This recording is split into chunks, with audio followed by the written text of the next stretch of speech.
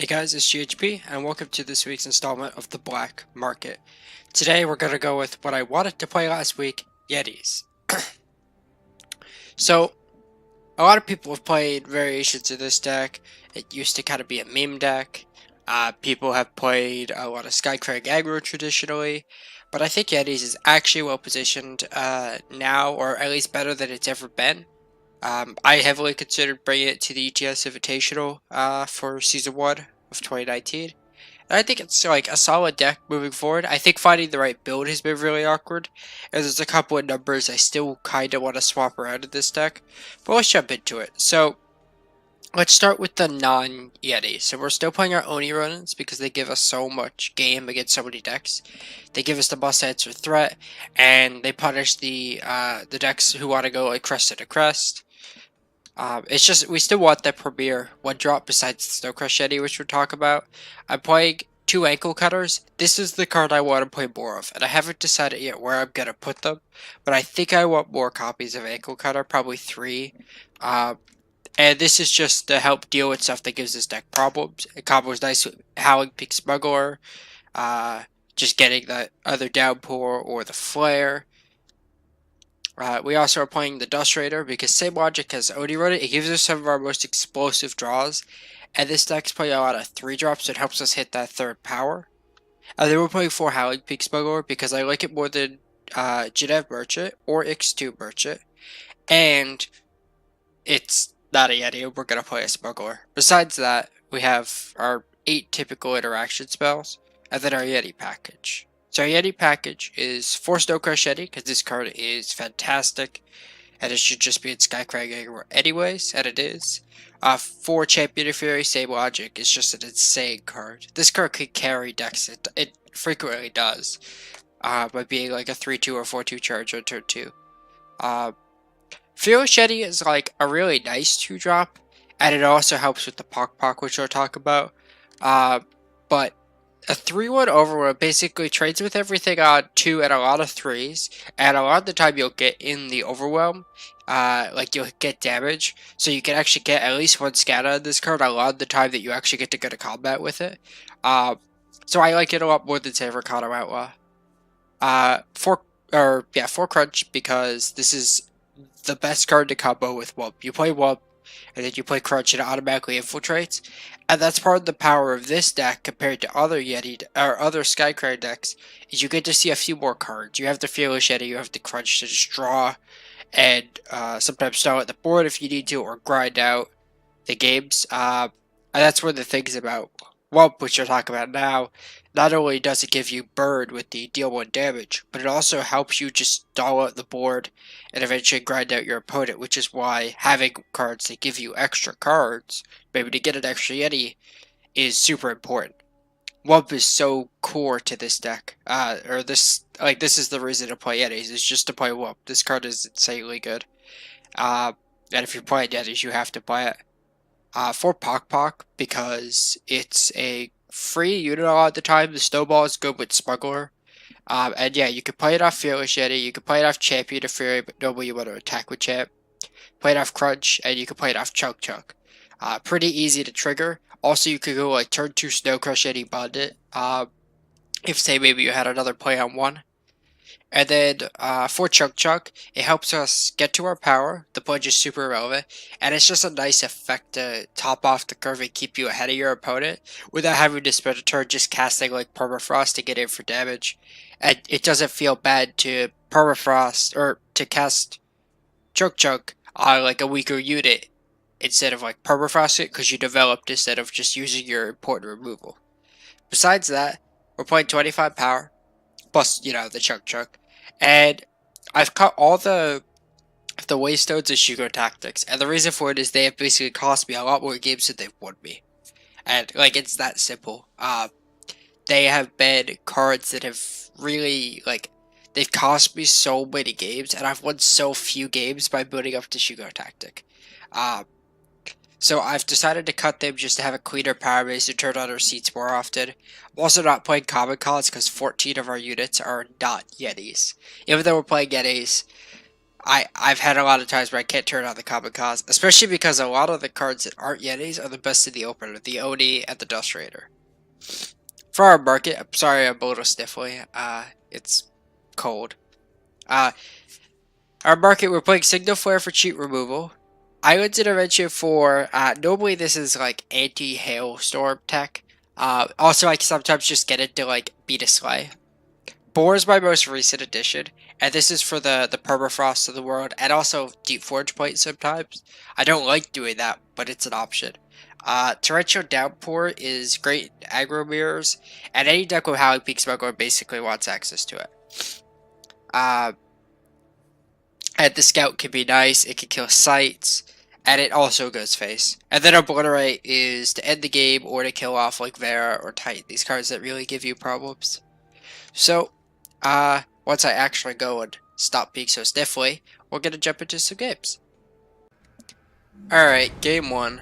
We're on the draw, which is like always bad for this deck, but we have 1 drop into 1 drop, good influence, and if we're against like a grindy matchup, we have some great tools. I wish we had interaction or a merchant, but this is definitely a keep. I'm gonna discuss Oni Ronin versus Snowcrust on 1. So if your opponent leads on it, shows you that they might be a deck that's like fire based, you actually want to play, or like if my opponent let out fire influence here, I would actually play the Snowcrust Yeti in case they have Torch. The fact that they went Diplo time tells me it's probably Maul, which is a great matchup. Now the question is, do I play, there's no way I can play a Snowball next turn, so.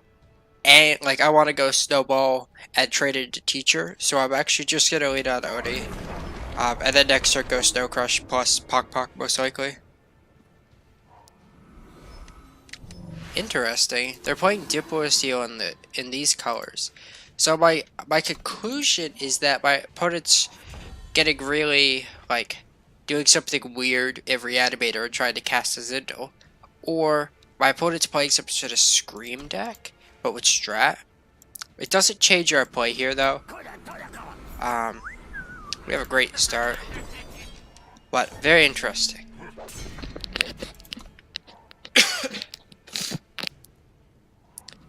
So let's see what comes out of our opponent here. Our Wump is obviously going to be good here. It's Reanimator trying to cast their spells. Okay. This is a very, very close matchup. They Sabo or Snowball, kind of sucks. I'm not playing anything like Backlash, which is kind of awkward. So I need to kill them. I'm gonna play the Wump, because it pushes some extra damage. I won't. Do I want to trade my Oni for 2 damage and a Warcry? I don't think so. I'm really hoping for some interaction. Obviously, if our opponent just like dumps a Zindel and then plays, you know, dumps a Zindel, plays a Grass, we're just gonna lose. But that's also the best draw. That's the thing we have to keep in mind is we could definitely lose this game. Like my opponent probably gets grasped now. That's interesting. But it doesn't mean that like we're not gonna lose it just Vera, even if they bring one of these back. So I'm just gonna crunch and see what we draw.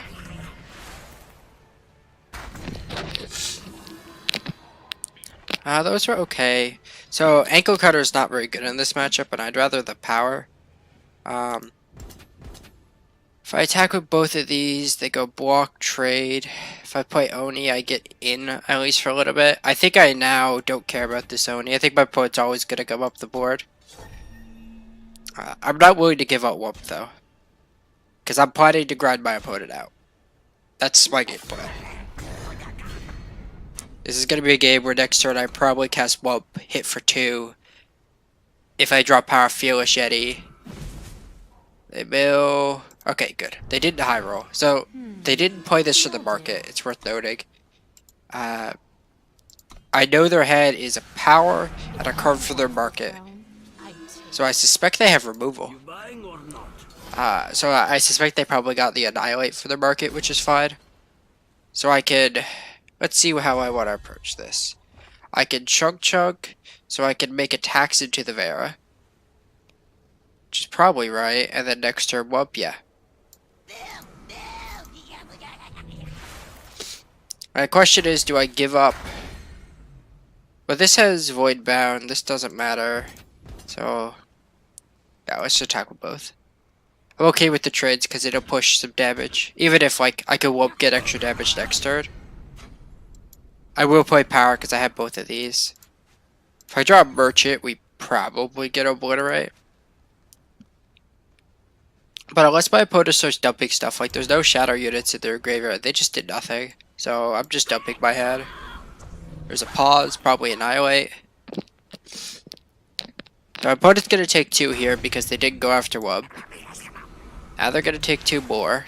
And I get to, I believe this works as I get to scout twice, but I haven't had this interaction yet. Do I want a free Pokpok? I think so. Do I get 2 scries? Or 2 scouts, yes. I haven't had this interaction yet. And yeah, I'm going to attack with Wump. There's like nothing I'm scared of. Like now they killed my Wump after they took 2 extra damage from it basically. Which is kind of weird. So we know they have a back alley. Huh. Interesting. Their Annihilate was for the market. They have 2 Justice Sigils now. And a Sabo. Sabo doesn't matter. So, let's see. I could go Bond. I'm definitely gonna Bond. Now my opponent knows about that, but I think it's fine. Because I make him block. I did this pre-combat so I don't just lose my Pokpok. It sucks, but this doesn't have Void Bow, which kind of sucks for me, but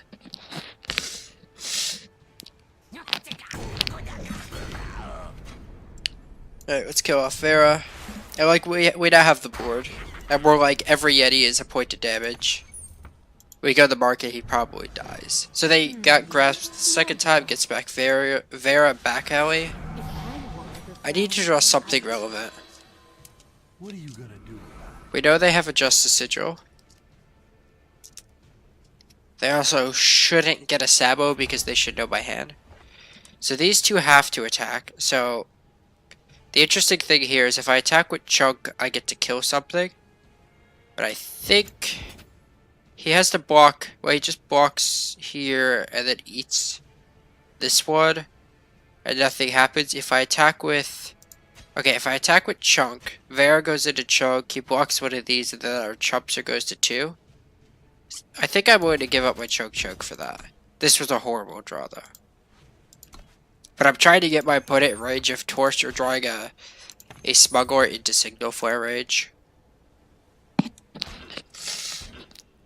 Wow. My opponent actually decided to eat that. That's super surprising. I get the idea behind it though, but it means I get another attacker on another turn. We know they have another Justice Sigil at hand, so if they swap out, we'll know. So they swapped... I don't know what they're getting.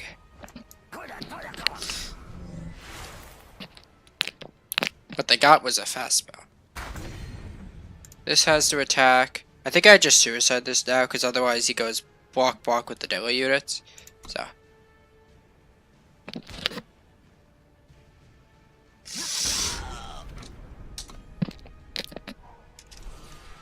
yeah, I'm super sorry about all the sniffling. Okay, we don't know what they marketed for. What are their fast spell options?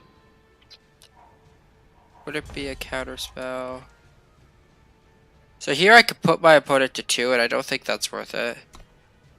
I have no idea what their fast spell is at this point, and it's probably something obvious, but they already got Annihilate. It's Ridger's Choice, actually. That's exactly what it is. Alright. That's a card. So, if it's Ridger's Choice, I shouldn't get Downpour. My thought was if I got Downpour, I could technically put deal lethal, but it doesn't work. So I could get Obliterate and pray that my opponent doesn't draw a Shadow unit. Or are these both Void Bow? They're both Void Bow. Okay. I take it back. Let's get the Obliterate. I just think I made a mistake, and I'm gonna talk about it. I could have suicided some dudes to play around Black Sky Harbinger top deck. And I probably should have actually attacked with the Oni, or actually it was impossible to play around, wasn't it? Still take 6. Alright, 1-0 against Reanimator. Alright, game 2. I think I played Porkheads earlier. I think they're on FJS. Or they're on the mirror, I can't remember. This is such a weird hand. We don't have a 1, which is like fine, but double Pokpok? Basically, the ankle cutter Pokpok is nice for like future combos. I know this isn't a Yeti, but it gives me the snowball. Every Yeti's good, but we have Dust Rider. I think I'm gonna keep it. I could easily see someone mulliganing, and I would not fault you for it. But we have a game plan. We have a must answer unit. And like once we draw Yetis, these are obviously going to be good. And this Dust Rider, like there's 28 Yetis in my deck. There's one. Looks to be the mirror, and if so, Pokpok's insane. I'm gonna make my opponent have the flare, the torch. I know my opponent's on actual Skycrag aggro though. Not Yetis. If my opponent doesn't answer this, they're in trouble, I think. Yeah. Ouch. So I can play a Berserk Champ. Okay, so the interesting thing here is my opponent will probably trade. So I could play Champ and not attack, but I think that's just wrong. So I'm gonna play Champ, I'm not gonna bond, and I'm gonna offer him the Dust Raider. I'm giving up the fact that I don't have Torch here though, which kinda sucks, but there's a world where he goes, what if he has Torch and blocks the Dust Raider? And I was willing to play to that. I also didn't want him to know I had follow-up, in case it affected his decision. I'm very happy to see Dust Raider here, because my hand is a little clunky. Alright, that's a free bond. So I could go Fearless Yeti bond. Bond. Or I could play Ankle Cutter. Because I'm doing this no matter what. I could also go Power Bond on this one. Then I get to attack for 2.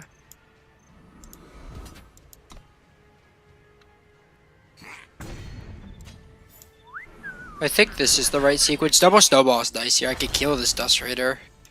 But it's not, might not play around the third one either. And if we draw Howling Peak Smuggler, these are signal flares. Speaking of, that card will be... normally that's terrifying in aggro mirrors. It's not actually that good here. My board lines up super nice. Opponent attacks. I'm willing to block. And if they have like flare here, it's fine. Like this card already has generated me a card. And they torch it, or they torch that, that's fine. So I definitely snowball the Oni. I think I need to push. So I think I'm going to not bond and just play the Raider. Yeah, I'd rather push damage here. I put my opponent to 11, which is 10 because snowball. And we're so ahead on board here. Now my opponent doesn't get to play around this Pokpok, which is another snowball. And Smuggler is insane to draw. And so is like Champion of Fury. Chunk is pretty good. I do like our matchup against traditional Skycrag aggro. I should mention that. And I like it because Pokpok's insane. Ouch. I'm gonna take it. My opponent might just die. Not if I draw like that. So we obviously get to snowball something. I think I bond to Pokpok because I want a snowball. I'll miss a point. Kill this. And then am I willing to attack with both? Yeah. Or attack with everything because these two can block if I need to. If I draw like a Yeti there or something, like this could have been a phenomenal turn. Otherwise this was kind of medium. I need to block something if they attack though. So I probably go for Huh. Okay, I'm not gonna play around main deck Obliterate. So I think I just... do I want to trade with Dust Raider?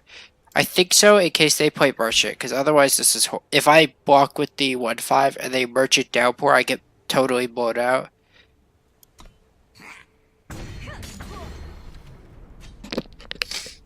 And I'm the one pressing lethal this turn. I have... So, God. Okay. So they get to kill one unit, then they block another. I think I'm gonna lose this game unless I draw something relevant, because right now I can only deal 3 through this Downpour. This isn't a great Downpour though. It's actually the fact that it's a unit that came with the spell that was a problem. But we need to draw a relevant piece, and we lose. So, okay. I attack with everything my opponent's forced to block, but then Oni... So, I have to attack with these. No matter what, I'm dead to this chip, so I'm actually just supposed to hope my opponent makes a mistake. Okay. We lose. We flooded out, and we didn't draw Merchant, which our opponent did. We were okay that game, I think, in a lot of cases.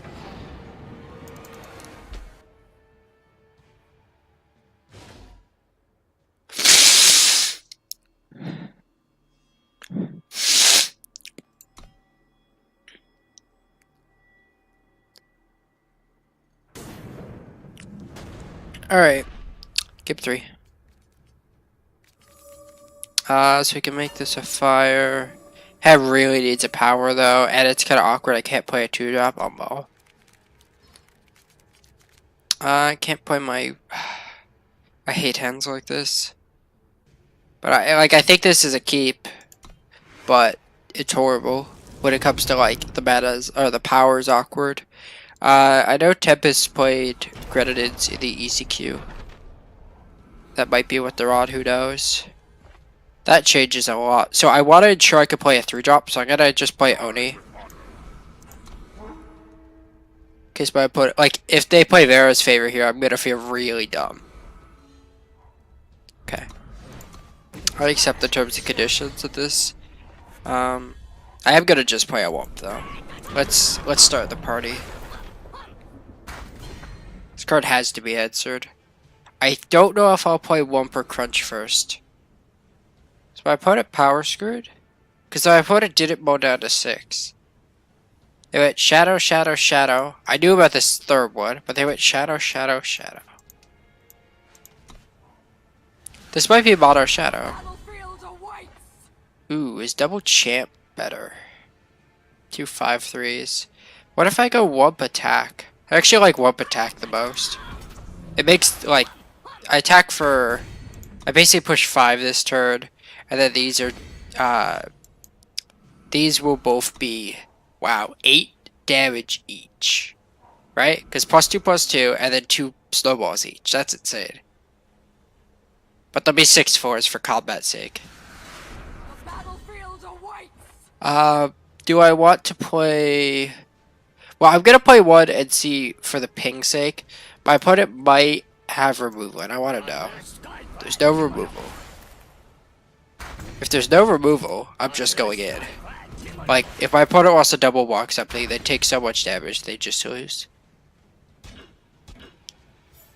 Like, my opponent's going to 1 here. And I have a Wump in play and a Snowball in head.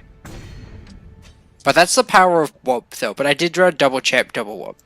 This hand really turned itself around. With the couple of power draws plus the champ. Yeah, I could get through that with a torch. Alright, 2-1. Awesome. I know we play Mono Shadow, but like that's a viable deck, so... I'm surprised my opponent didn't have interaction, though, for the early game. Alright, we're 2-1, going into game 4. We're on the play. Gotta gatekeep someone and keep this hand. It's our best 1-drop into our... You know, we have 2 really good 2-drops, so that champ and Dust Raider.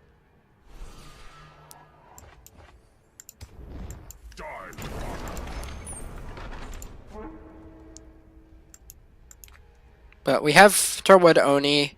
Probably had an Echo, which means it could be a Snowball, Find the Way, or Zhou. Most likely Zhou, but I think that means it's it could be it's Joe or it's the Jolton Hurler.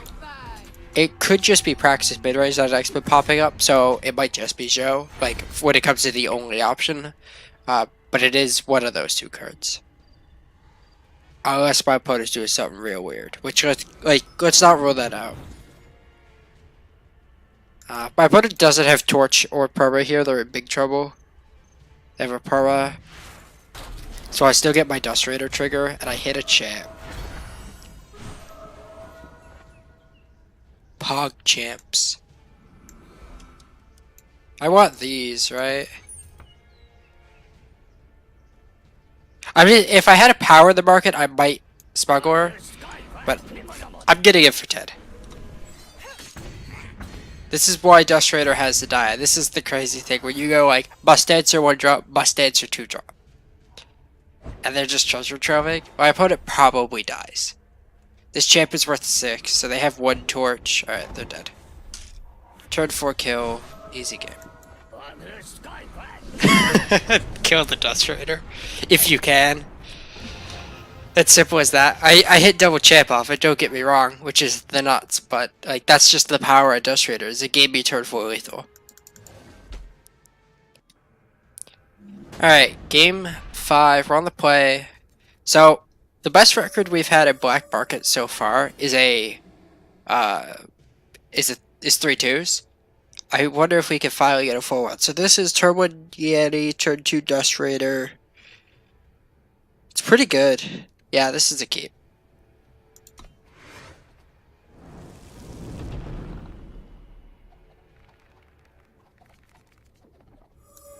No, let's pledge Primal. One of the things I love about Chunk Chunk is the percentage of heads I get to keep because I have Chunk Chunk. Plus, it's like a fine card on its own. That's the power of Pledge, is when the Pledge unit is actually good. Just Raider, because I would like to hit a power. If I draw a power, I might have Dust Raidered, or I might have Fearless plus Snowball. I haven't decided yet. I'm against a deck, though, that, like, probably against Knife Boom's Hojin deck. And I don't know if they'd run out of Hojin here if they haven't. Obviously, if they do, I'm just going to start with the Pokpok and kill it. And they did. So if we draw power, we get to Fearless. Awesome. So I could go Fearless, Pokpok, Snowball. Right, that power was huge. And put our opponent to 18. We have Perma. We're in a great spot. This deck doesn't play a lot of lifesteal. We just have to make sure we don't die to Hojin/Geomar. Okay. So, I don't know what I'm going to play this turn. I don't actually know that deck's market. My goal is to obviously kill them before, like, I have to start worrying about the Crowd Watch tactics or savagery onto, like, Hojin. I know that's a thing that they might actually just go get right now, though. Like, I think savagery is in that market. I haven't really studied that deck yet. Why is it this a fast spell? Okay. I think... Wow, it's kind of sketchy what I do here. I can't tone up a fast spell, so I'm actually really tempted to just play Dust Raider at the power. But let's attack, because I'm going to get to scout. And that scout might tell me enough information about what I should do. I expect to block. And they want the Aegis unit over... So that's interesting, because my opponent killed the Aegis unit instead of the Dust Raider. Which makes me wonder, maybe they have Hailstorm in their market. And in that case, do I get Eilyn's intervention? They do play Mirror, I know that. I don't know that deck's market, shit. I think I'm just gonna play into the Hailstorm. I definitely want the 4th power, which is why I'm willing to play it. Yeah, they might have Hailstorm. I really don't know. Okay, they do play Hailstorm. I'm fine with this because I get to hit him for 1. Okay. So I'm definitely gonna bid a Perma. I guess Signal Flare. I could get Obliterate, but I don't have the power. Yeah. Kinda awkward. I could have went and got Eilyn's intervention, but I really wasn't sure if that deck even wants Hailstorm in the market. And if it was like, there were other options that were much worse for them. That Aegis is awkward. I think I want a Perma. Well, I obviously can't kill this, so yeah.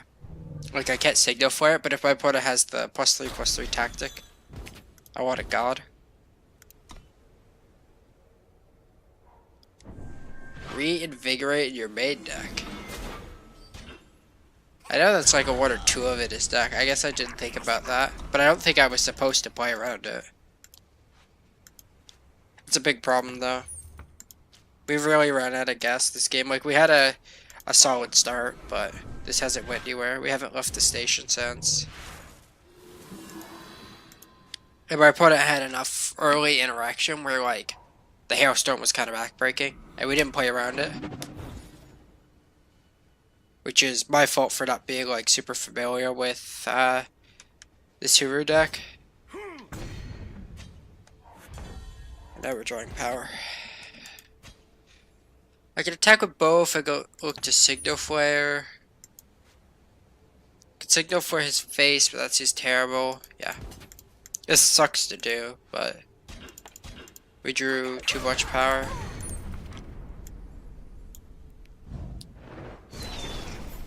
No. I need something higher impact than that.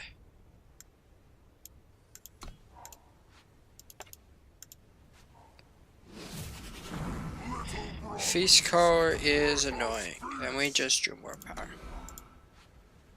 Like, we've been to Perma because we needed, like, our hand didn't have a power in it. It was threat, Smuggler, Perma.